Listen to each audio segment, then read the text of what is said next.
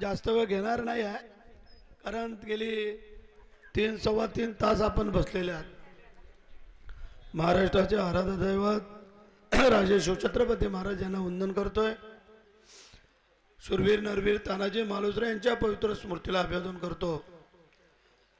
भारतीय घटनेचे शिल्पकार महामानव डॉक्टर बाबासाहेब आंबेडकर यांच्या पवित्र स्मृतीला वंदन करतोय.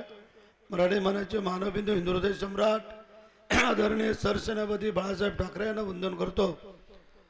महाराष्ट्र राज्याचे लाडके मुख्यमंत्री आदरणीय एकनाथ शिंदे साहेब, उपमुख्यमंत्री देवेंद्रजी फडणवीस साहेब आणि उपमुख्यमंत्री अजितदादा व्यासपीठावरील उपस्थित असलेले माझे सर्व महायुतीचे सन्माननीय मान्यवर पदाधिकारी, मोठ्या संख्येने उपस्थित असलेले देवळागणाचे सर्व माझ्या माता भगिनी, महिला भगिनी, माझे वडीलधारी मंडळी, कार्यकर्ते, वारकरी संप्रदायाची आमची मोठी संख्या असलेले हे सर्व मान्यवर मंडळी, आपण सर्व वाट पाहताय 20 तारखेची.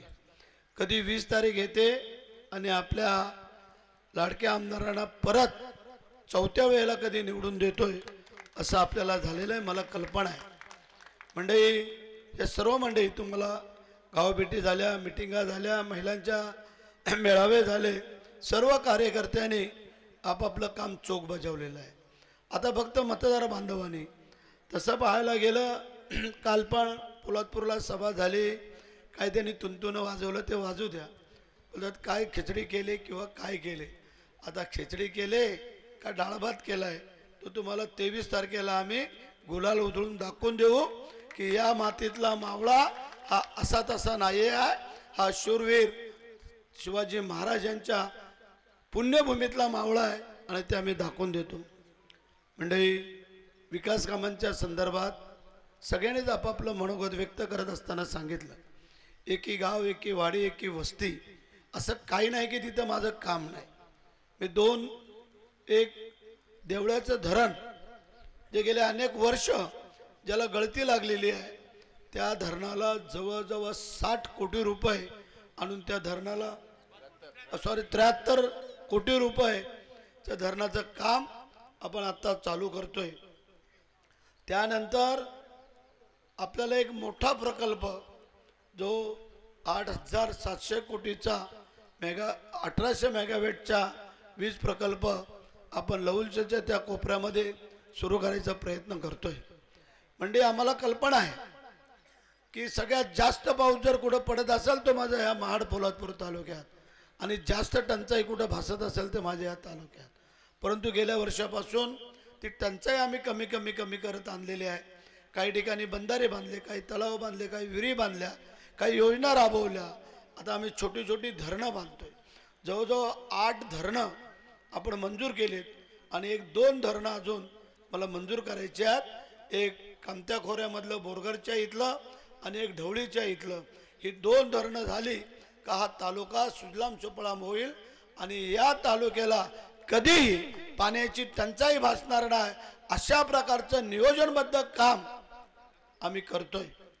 म्हणजे आम्हाला कल्पना आहे, हा सगळ्या आपण डोंगर भागात राहणारी लोक आहात आणि त्याच्यामुळे आम्हाला कल्पना आहे की आपला मोठा तरुण वर्ग मुंबई, ठाणे, पुणे, गुजरात इकडे शिफ्ट झालेला आहे. तो कसा परत येईल आणि पुढची भावी पिढी कशी इथंच थांबेल, यासाठी काही पर्यटनातून काय करता येते का, मग मिनी महाबळेश्वर असलेलं कुडपण असेल किंवा अन्य काय इतर काय पर्यटनाच्या माध्यमातून करता येते का, ते आपण पाहूया. असे काही नाही काहीतरी वेगळं करून की माझा तरुण वर्ग इथे थांबल. कारण आता आम्ही पाहतोय तर प्रत्येक गावामध्ये काही ठराविक म्हातारी, बाकी सगळं तरुण वर्ग मुंबईला असो. आज जर आपण पाहिलं, मगाशी आता सगळ्यांनी सांगितलं की आपलं सरकार आल्यानंतर लाभाच्या योजना आम्ही काय दिल्या, तर पहिली योजना दिली महिलांना एसटी मध्ये अर्ध तिकीट. महाराष्ट्रामध्ये कुठेही जा महिलांना अर्ध तिकीट. दुसरी योजना आणली लेक लाडली लखपती. मुलगी जन्माला आल्यापासून 18 वर्षाच्या वयापर्यंत होईपर्यंत तिच्या खात्यामध्ये 1,01,001 रुपया परत करायचा नाही आहे. लगेच तिसरी योजना आणली गरीब मुलींना मोफत शिक्षण. मग तिने डॉक्टर कधी व्हायचं, वकील कधी व्हायचं, इंजिनियर कधी व्हायचं. त्यानंतर चौथी योजना आणली आम्ही की मुख्यमंत्री लाडकी बहीण योजना माझी 1500 रुपये आता भेटत आहेत. मुख्यमंत्र्यांनी सांगितलंय हे सरकार पुन्हा आम्हाला द्या, आमच्या आमदारांना निवडून द्या आणि मग तुम्हाला या 1500 रुपयाचे डायरेक्ट 2100 रुपये करतो, 2100 रुपये. तेवढ्यावरती थांबलो का आम्ही? गेली 4 वर्ष तुम्हाला आम्ही रेशन फुकट देतोय, पुढची 4 वर्ष अजून तुम्हाला रेशन फुकट देणार आहोत. मग सांगा, ज्यांना 1,500 रुपये मिळत आहेत त्यांना प्रत्येकीला वर्षाला 3 गॅस सिलेंडर फुकट, 1 रुपया भरायचा नाही आहे. एवढ्यावर थांबलो का आम्ही? नाही. जे 60 वर्षाच्या वरती आहेत, महिला असो पुरुष असो, त्यांना महाराष्ट्रात भारतात कुठेही तीर्थक्षेत्र देवदर्शन योजना करायची असेल, जाणं येणं राहणं खाणं पिणं सगळं. उद्या असं वाटलं आम्हाला म्हातारीला मला रामाचं दर्शन घ्यायला अयोध्येला जायचं आहे, मला शंकराचं दर्शन घ्यायला काशीला जायचं आहे, मला श्रीकृष्णाचं दर्शन घ्यायला मथुरेला जायचं आहे, तुमचा सगळा जाण्या येण्याचा खर्च राहण्याचा आम्ही सरकार करणार. तुम्ही काळजी करायचं कारण नाही. नका तुमच्या सुनेवर अवलंबून राहू, नका तुमच्या लेकावर अवलंबून राहू. आम्हाला माहिती आहे एखादी चांगली बाया सून असली तर ठीक आहे, नाही तर तिला सांगितलं तर लगेच तोंड मुरटते का त्या सासू सासरा बोला झालं आमचं दर्शन. त्यानंतर मग जर तुम्हाला सगळ्या समाजाला, जर आमच्या मुस्लिम बांधवांना वाटलं आम्हाला अजमेरला जायचं आहे, त्यांना घेऊन जातो. आमचे बौद्ध समाजाच्या मंडळींना वाटलं आम्हाला नागपूरला दीक्षाभूमीला जायचं आहे, त्यांना तिथं तुम्हाला घेऊन जाऊया. आणि महाराष्ट्रामध्ये आळंदी असो, पंढरपूर असो, तुळजाभवानी असो, महालक्ष्मी असो, शिर्डी के साईबाबा असो, तिरुपती असो, अष्टविनायक असो, नाहीतर 12 ज्योतिर्लिंग असो, कुठं पण जा तुम्ही, तुम्हाला सगळा हा खर्च आम्ही करणार आहे. मग सांगा तुम्हाला कोणाचं सरकार पाहिजे आणि कोण आमदार पाहिजे. तुम्हाला एवढ्या सगळ्या लाभाच्या योजना आता कधी मिळाल्या होत्या? नव्हत्या. मग आता आम्ही ज्या शेतकऱ्यांना 12,000 रुपये मिळतात त्यांना अजून 3,000 रुपये वाढवून देणार, म्हणजे 15,000 रुपये तुम्हाला आम्ही करणार. जे शाहीर लोक आहेत, कलावंत, 2200 रुपये देत होते, आम्ही आता 5,000 रुपये केले.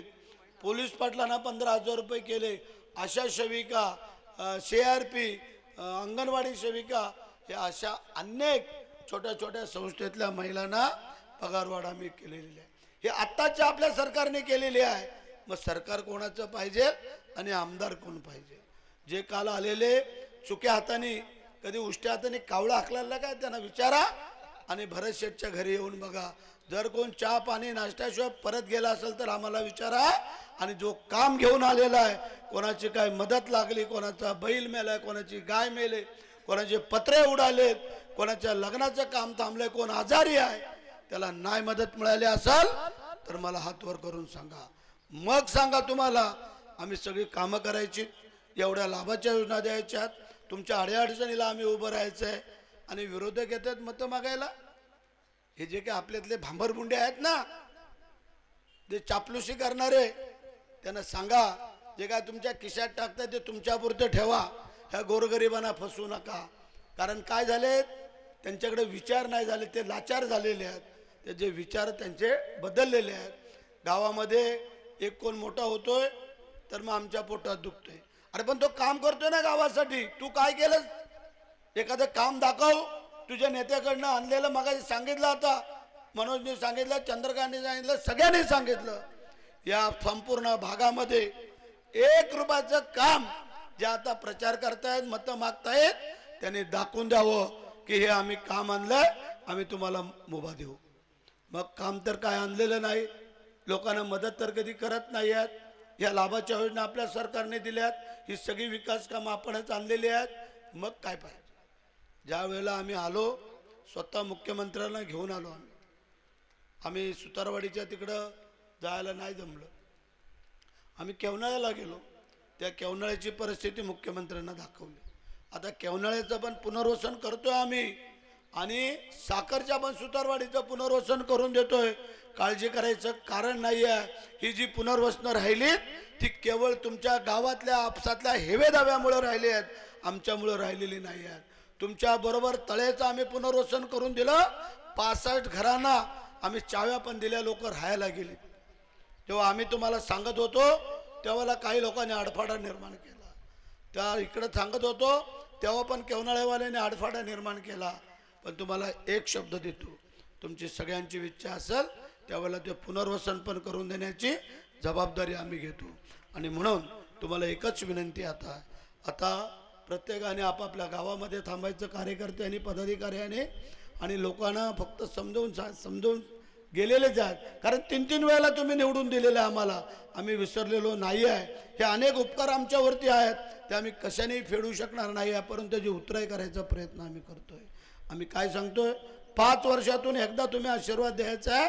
5 वर्ष आम्ही तुमचे सेवेकरी म्हणून काम करणार आहे. सेवेकरी, आमदारकीचा तोरा नाही मिरवत आम्ही कधी, आम्ही तुमच्यातले सामान्य कार्यकर्ते म्हणून. कारण आम्ही पण एका सामान्य शेतकऱ्याचा मुलगा म्हणून जन्म घेतलेला आहे, तो आम्हाला कल्पना आहे. भात कसं लावायचं, कसं पेरायचं, ते कसं उकळ दुहेर बिहेर करायची, सगळं आम्ही पाहिलेलं आहे. त्यांना माहिती आहे का कोणाला? हे जे का आता नाकाला म्हाका लावत आहेत त्यांना सांगा. परंतु कुऱ्हाडीचा दांडा घोतराच काळ बोलतात ना, तसे आपले काय आहेत. आम्ही त्यांच्याबद्दल काय वेगळं बोलणार नाही आहे, पण मला पूर्ण विश्वास ह्या पोलादपूरच्या जनतेवरती आहे. आणि चंद्रकांतने मग सांगितलं 10,000चा लीड, सगळ्यात जास्त लीड त्या 3 तालुक्यामधला पोलादपूर तालुक्याचा असणार आहे, हे मला पूर्ण खात्री आहे. आणि आम्ही सांगितलेलं आहे, हे तिकडे सांगतायत जाऊन. पोलादपूर पुरा आमच्या बरोबर आहे. काल पाहिलं आम्ही किती लोक होती ती, आणि आज बघा 2 सभा झाल्या, ह्या एकत्र केल्या असत्या ना तर मग तुम्हाला कळलं असतं की भरत शेठच्या सोबत, शिवसेनेच्या सोबत, महायुतीच्या सोबत किती लोक आहेत. आज हे सगळे महायुतीचे कार्यकर्ते काम करते. आम्हाला अभिमान आहे की ज्या वेळेला पंतप्रधान मोदी साहेबांना करायचं होतं त्यावेळेला आम्ही पण त्याच ताकदीने काम केलं ना. आपण खासदार केला का नाही केलं? आता विठोबाराव तुमची जबाबदारी आहे. जे काय असेल ते आम्हाला कल्पना आहे, पण जे असेल ते प्रामाणिक करावं, की जेणेकरून आमच्या पण कुठेतरी मनामध्ये राहील की तुम्ही मंडळी पण आमच्यासाठी केलेलं आहे. माझी पुन्हा एकदा तुम्हाला विनंती आहे, 20 तारखेला कोणीही कुठे न जाता न चुकता 2 नंबरचं धनुष्यबाणाच्या समोरचं बटन दाबायचं आहे. आणि म्हणून तुम्हाला आता मी सांगतो, एकच शेठ, आपली निशाणी धनुष्यबाण, आपली निशाणी धनुष्यबाण. जय हिंद, जय महाराष्ट्र, वंदे मातरम.